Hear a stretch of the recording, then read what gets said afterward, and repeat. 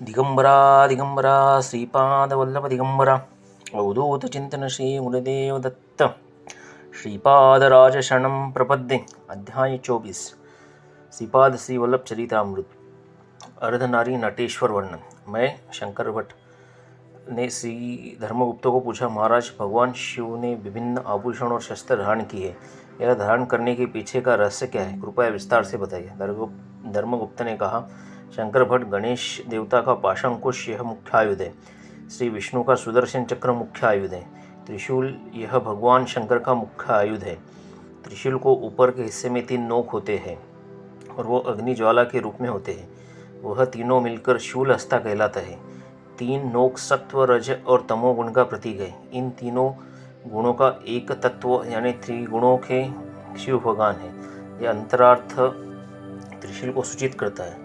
सांसों का चलन पिंगला नाड़ी द्वारा होकर कपाल के मध्य भाग से जाकर शिरस्थान तक पहुंचता है। ईड़ा, पिंगला और सुषुम्ना तीनों नाड़ियां ब्रह्म ज्ञान की केंद्र स्थान है। इसे नाड़ियों का त्रिवेणी संगम भी कहते हैं। यह त्रिशूल का अंतरार्थ है। शिव जी का दूसरा आभूषण नाग है। मानव के शरीर में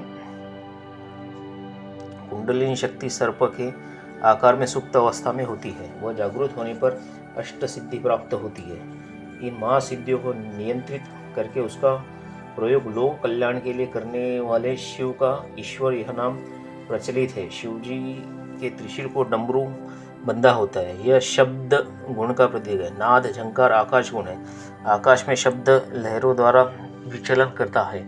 हमने मंत्र जाप करने पर या मंत्र सुनने पर वो डमरू के आवाज़ की तरह हमारे कान में गूंजता है। मंत्र का बार बार उच्चारण करने से योगी को आनंद प्राप्त होता है। यह आनंद से वो नृत्य करता है। इसका प्रतीक यानी परमेश्वर डमरू धारण करता है।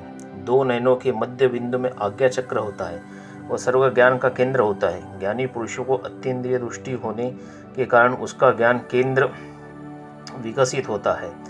इस चक्र द्वारा योगी भूत भविष्य पूर्ण समय देख सकते हैं। इसे परमेश्वर का तीसरा नेत्र कहा जाता है। यह ज्ञान नेत्र विकसित होने पर काम वासना पर नियंत्रण प्राप्त होता है। शिव प्रभु का निवास स्थान स्मशान में होता है। यह जन मान्यता है। योगाग्नि द्वारा सारी वासना का भस्म होकर परम शांति प्राप्त होकर उच्च स्थिति का अनुभव होता है। ज्ञान की अवस्था का सफेद रंग है, ऐसा कहते हैं। वह विभूति है। आलोचना, निंदा, वासना इन रजोगुणों के ऊपर नियंत्रण प्राप्त होने से शुद्ध ज्ञान की प्राप्ति होती है। उसके द्वारा आनंद प्राप्त होता है। ज्ञान की शुद्धि 4 प्रकार से होती है: आदि भौतिक, आदि दैविक, आध्यात्मिक और मानसिक। इसके संकेत रूप में शिव के भक्त 4 विभूति रेशाएं कपाल पर लगाते हैं। एक दिव्य औषधि शिलाजित नाम की है। इस औषधि के सेवन से नित्य यौवन प्राप्त होता है। पूर्व काल में शिलादूढ़ महर्षि पत्थर का सेवन करके अपना पेट भरते थे। वे नंदी रूप से अवतरित हुए। श्री कृष्ण जन्म रोहिणी नक्षत्र और वृषभ राशि में हुआ। शिवजी का जन्म नक्षत्र आर्द्रा था। उमा महेश्वर अर्धनारी नटेश्वर रूप की राशि मिथुन थी। इस राशि के पहले वृषभ राशि होती है। यह वृषभ नंदीश्वर है। नंदी यह धर्म का प्रतीक है। 3 जाति के कामरूप मदनों को शिव ने दग्ध किया था, परंतु शिवजी की कृपा से वह निराकार होकर उच्च प्रकृति प्राप्त दिव्य दंपति, धर्म पालन करने वाले दंपति को पुत्र रूप से प्राप्त हुआ। श्री कृष्ण ने उपमन्यु ऋषि का शिष्य होकर अत्यंत निष्ठा से शिव उपासना की थी। शिव के आशीर्वाद से मनमथ प्रद्युम्न नाम से जन्म प्राप्त किया। यह मनमथ वृषभ राशि के अंदर का काम स्थान है। धर्मबद्ध कामना उन्नत प्रकृति की होती है। उनकी पूर्णता करना धर्म का पालन है। भयंकर तांत्रिक सिद्धि और शक्ति शेर की तरह ताकतवर होती है। उन्हें नियंत्रित करने वाले शिव भगवान ही है। शेर शक्ति माता का वाहन है। शक्ति को पूर्ण तरह अपने नियंत्रण में रखने का प्रतीक परमेश्वर चर्म शरीर के ऊपर धारण करते हैं, इसलिए व्याघ्र चर्मांबरधारी कहते हैं। शुद्ध ब्रह्म ज्ञान शिव की जटा से प्रवाहित होने वाली अमृत समान गंगा है। इस तरह सदा प्रसन्न रहने के कारण महा आनंद सुख अवस्था का प्रतीक चांद है। दाएं भाग में प्रवाहित सांस शक्ति को पिंगला नाड़ी होती है। बाएं भाग में प्रवाहित सांस रूप शक्ति ईड़ा नाम से जानी है। शंकर भट्ट, प्राणायाम करते हुए दाएं नासिका द्वारा सांस लेने पर ताप बढ़ता है, इसलिए सूर्य नाड़ी कहते हैं। बाह्य नासिका द्वारा सांस लेने में शीतलता प्राप्त है, इसलिए उसे चंद्र नाड़ी कहते हैं। काल पुरुष के शरीर के राशि चक्र में मेष राशि से तुला राशि तक ताप देने वाले 6 मास सूर्य नाड़ी और अश्विन मास से लेकर फाल्गुन मास तक के 6 मास शीतलता देने के कारण चंद्र नाड़ी कहलाते हैं। इस चंद्र सूर्य की गति से पूर्णिमा और अमावस्या होती है। योगी पुरुष अपने वैशिष्ट्यपूर्ण साधना के काल चक्र की समस्त सिद्धि प्राप्त कर लेते हैं। उसे भूत भविष्य और वर्तमान तीनों काल का ज्ञान योग शक्ति द्वारा प्राप्त होता है। इस काल चक्र को अर्धनारी नटेश्वर, जो किसी भी कारण अलग नहीं कर सकते, ऐसा योग समझना चाहिए।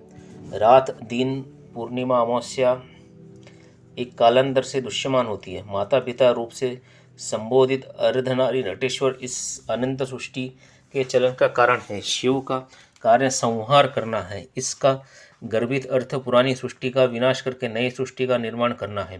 सृष्टि का बदल अति सामान्य रूप से होकर नूतन सृष्टि का निर्माण थोड़ी देर उसी अवस्था में रहता है, उसके बाद विनाश अटल है। अथर्ववेद के समस्त अस्त्र शस्त्र मंत्र विद्या सिद्ध होने के लिए इस विद्या का अधिपति ईशान रुद्र का आशीर्वाद आवश्यक है। यह संवाद चलते वक्त मैंने पूछा, आपने शिव पार्वती और आद्रा नक्षत्र का पास का रिश्ता होने का कहा था, अधिक विस्तार से बताइए। धर्मगुप्त ने कहा, रुद्र दौड़ते हुए हिरनी की शिकार करते रूप में मृग व्याध रुद्र नाम से दर्शन देंगे। रुद्र आकाश में आकाश आद्रा नक्षत्र में दिखाई देगा। ग्रह संचार का प्रभाव। धर्मगुप्त ने कहा, इस मृग व्याध रुद्र का रूप नक्षत्र मंडल के मिथुन और कर्क राशि के बीच में दिखाई देगा। इस मंडल के पास राहु केतु शनि इन ग्रहों का संचार होने पर विश्व युद्ध, प्रलय, देव दानव युद्ध, महाभारत युद्ध, इस तरह के संकट ग्रह गति से आते हैं। काल संहार मूर्ति यानी धनुष और बाण धारण किए उग्र मूर्ति रुद्र का मन्यु देवता, ऐसा वेदों ने वर्णन किया है। धर्मगुप्त ने आगे कहा, माघ मास के अमावस्या के पूर्व आने वाले चतुर्दशी को मास शिवरात्रि कहते हैं। शनि प्रदोष में ईश्वर आराधना फल यानी शनि ग्रह दोष निवारण।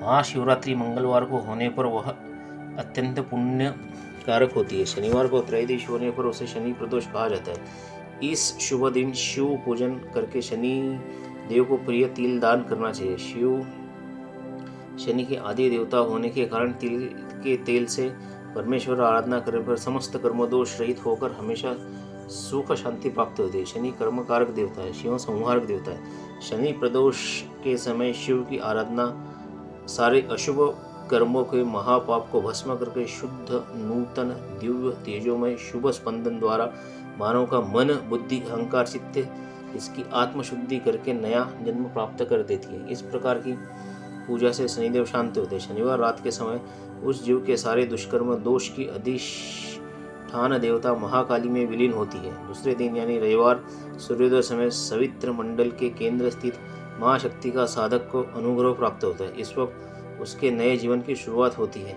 उसके अशुभ कर्म का परमेश्वर योगनाग्नि में दहन होता है। पंचभूतात्मक शिव स्वरूप।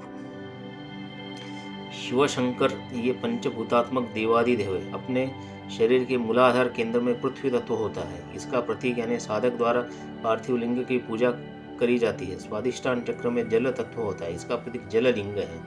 मणिपुर चक्र में अग्नि तत्व होता है। उसका प्रतीक ज्वाला लिंग है। इसे हिरण्य स्तंभ भी कहा जाता है। कंठस्थान यानी विशुद्ध चक्र में वायु तत्व होता है। इसका प्रतीक वायु लिंग है। हृदय के आकाश स्थान में होने वाले लिंग को चिदम्बरम लिंग कहा जाता है।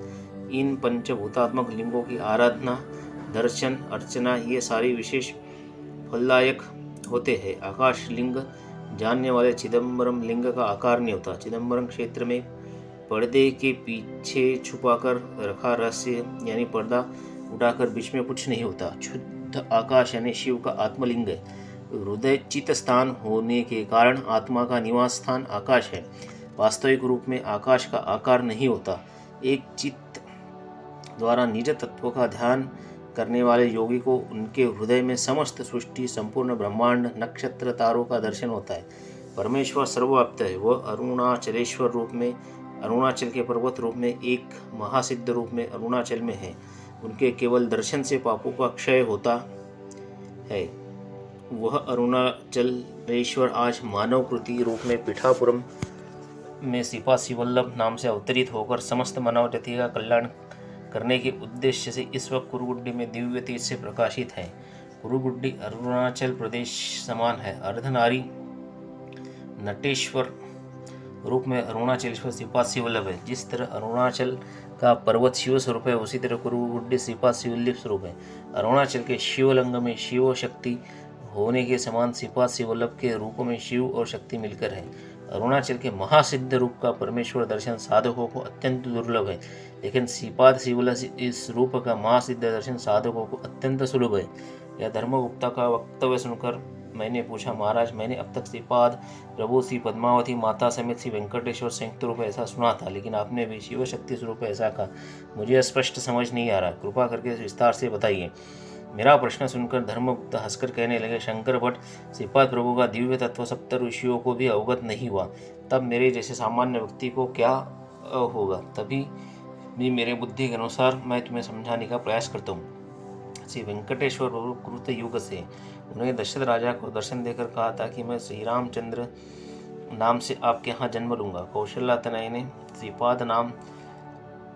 श्री राम नाम से स्वामी की पूजा कई लोग करेंगे। कुछ समय तक श्री राम की शक्ति स्वरूप यानी बाल त्रिपुर सुंदरी रूप में भक्तों ने आराधना की। कुछ भक्तों ने उनके सुब्रमण्यम स्वरूप में पूजा की।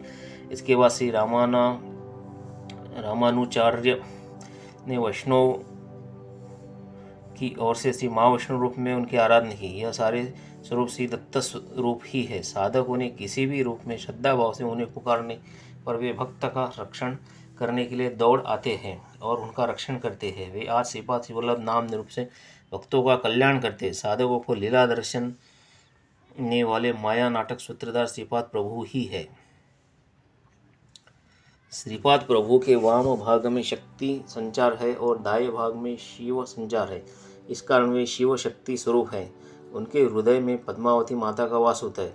हृदय दया एवं अनाहत चक्र का स्थान है। यहाँ से शक्ति ऊर्ध्व की ओर एवं अधो चक्र यानी मूलाधार चक्र की ओर प्रवाहित होते हैं। इस कारण वे और एक दिव्य चैतन्यमय शरीर द्वारा श्री पद्मावती एवं श्री वेंकटेश्वर स्वामी रूप में है। श्रीपाद प्रभु की वाणी हिरण्यगर्भ स्वरूप में है। परा पश्यंती मध्यमा और वैखरी स्वरूप वाणी माता का उनके जिह्वा पर वास होता है। वाणी माता का दिव्य मानस और हिरण्यगर्भ दिव्य मानस ये अद्वैत रूप में होते हैं। सच में चिदम्बरम रहस्य यानी वे तीन प्रकार का चैतन्य रूप एक ही समय धारण करते हैं। उनके एक शरीर को दूसरे शरीर के किसी भी दृष्टि द्वारा देखने पर स्पर्श नहीं होता। वे वाणी हिरण्यगर्भ चैतन्य शरीर, शिव पार्वती चैतन्य शरीर, पद्मावती वेंकटेश्वर शरीर, इन्हें एक ही समय धारण करके उन सारों का अतीत श्रीपाद शिवल्लभ ऐसा एक दिव्य चैतन्य शरीर धारण करते हैं। इसका विशेष यह है कि एक शरीर को दूसरे शरीर को स्पर्श नहीं होता। यह प्रभु की योग माया, वैष्णव माया और यही उनका चिदम्बरम रहस्य। श्रीपाद को द्वैत, विशिष्टाद्वैत, अद्वैत और इन सारों का अतीत ऐसा कहा तो ठीक होगा, कारण उनकी योग माया असमित है। श्रीपाद श्रीवल्लभ जी का जय जयकार। अवधूत चिंतन श्री गुरुदेव।